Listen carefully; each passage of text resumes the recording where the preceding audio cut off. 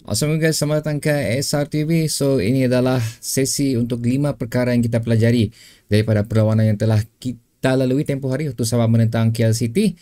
So, ini ada unik sikit pasal aku baca kamu punya komen di ruang komentar dan aku selitkan beberapa benda yang aku nampak logik lah untuk dimasukkan di dalam sesi video kali ini. So, jom kita mulakan. Rizal dan Sadil mengubah segalanya.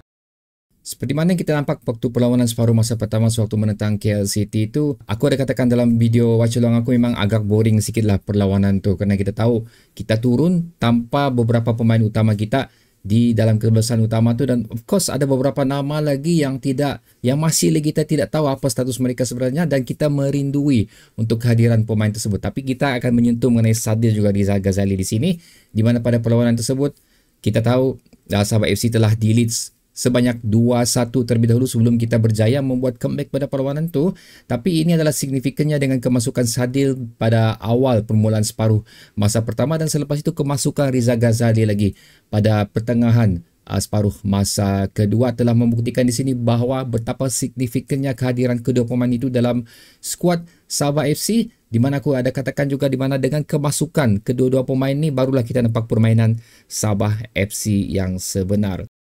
Pak perlu kembali ke tengah. Okey, tadi adalah berita gembira sikit aku mengisahkan tentang kemasukan kembali Rizal Ghazali dan juga Sadil dalam skuad Sabah FC. Sekarang ni untuk 2, 3, 4 dan 5 ada macam benda yang perlu aku share dengan kamu dan juga aku punya komen sikit lah mengenai prestasi Sabah FC daripada perlawanan ni. Di mana seperti yang nombor 2 ni, bagi aku Pak Tisu perlu berada di bahagian defensive midfield pada perlawanan yang akan datang ni kerana signifikannya beliau untuk kerap naik ke atas membantu bahagian serangan Sabah FC di mana telah terbukti sewaktu menentang KL City ni di mana Pak Tisu berada dalam kotak T untuk menyempurnakan peluang yang dimiliki oleh beliau untuk mengikat kedudukan menjadi 2-2. Itu adalah game changer sebenarnya lah gol yang dijaringkan oleh Pak Tisu kerana sekiranya Pak Tisu terus berada di bahagian defend, kekerapan beliau untuk naik ke atas agak berkurangan di sini. Walaupun Pak Tisu ada naik sebenarnya, tapi kalau kita tengok percentage atau kekerapan untuk Pak Tisu sewaktu berada di defensive midfield ataupun berada di bahagian defend, waktu defensive midfield Pak lagi banyak kita nampak kelibat dia berada di bahagian atas ataupun di dalam kotak D pasukan lawan, seperti mana aku katakan, untuk mengambil atau menyempurnakan set piece yang bakal diterima oleh Sabah FC untuk perlawanan yang akan datang. Masalah di bahagian kiri. So, ini memang isu yang kita sudah sedia maklumlah sewaktu kita sudah nampak tidak ada Dan Jilton lagi disenaraikan di dalam skuad Sabah FC bagi beberapa perlawanan sebelum ni. Tapi kita menganggap yang Sifu akan mengisi kekosongan tu. Unfortunately, Sifu hanya turun untuk beberapa minit perlawanan. Selepas itu, kita sudah tidak melihat sebarang kelibat Sifu untuk mengisi kekosongan di bahagian kiri dan ini adalah merupakan salah satu bahagian yang cukup lemah untuk Sabah FC setakat ni.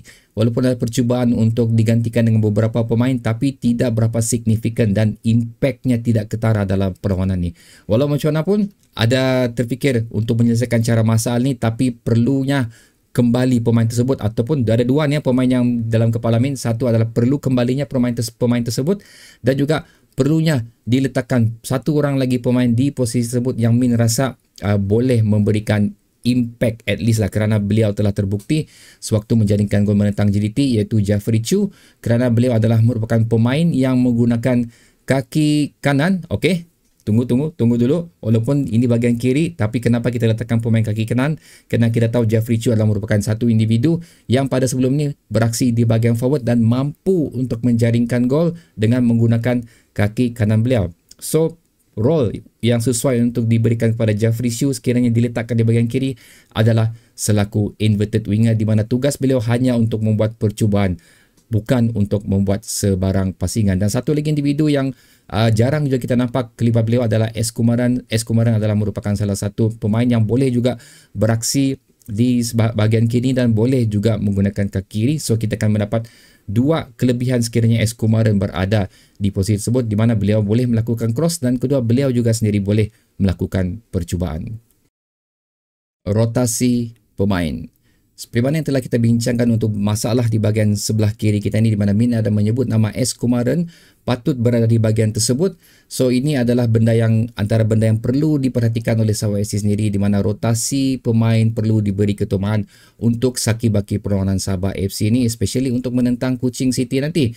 So Min mengharap untuk perlawanan Kuching City kita akan nampak beberapa muka-muka lain yang agak jarang untuk kita lihat untuk perlawanan-perlawanan sebelum ni, seperti S. Kumaran, Ravi Sambeltuil, Hanafi Tokyo dan juga beberapa pemain yang lain diberi kesempatan untuk dimasukkan untuk kesebelasan utama, again especially untuk menentang Kuching City ataupun untuk perlawanan di Liga Super yang akan datang, kerana nampak sangat pemain-pemain Sabah FC yang lain agak keletihan. Kalau kita tengok pun separuh masa pertama masuk ke minit 30 agak berkurangan sudah gerakan yang dilakukan oleh Sabah FC dan membawa ke bahagian nombor 4 yang tajuk seterusnya. Stamina pemain berkurangan.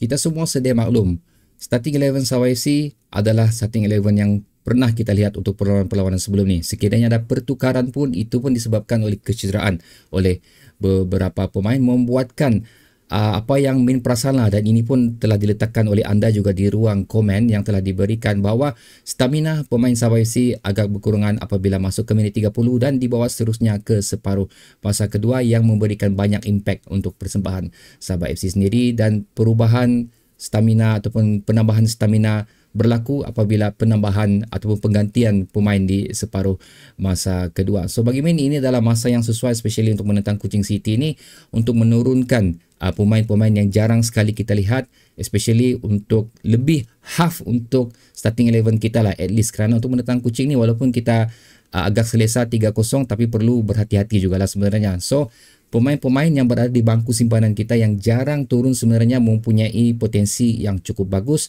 tetapi jarang sekali diturunkan.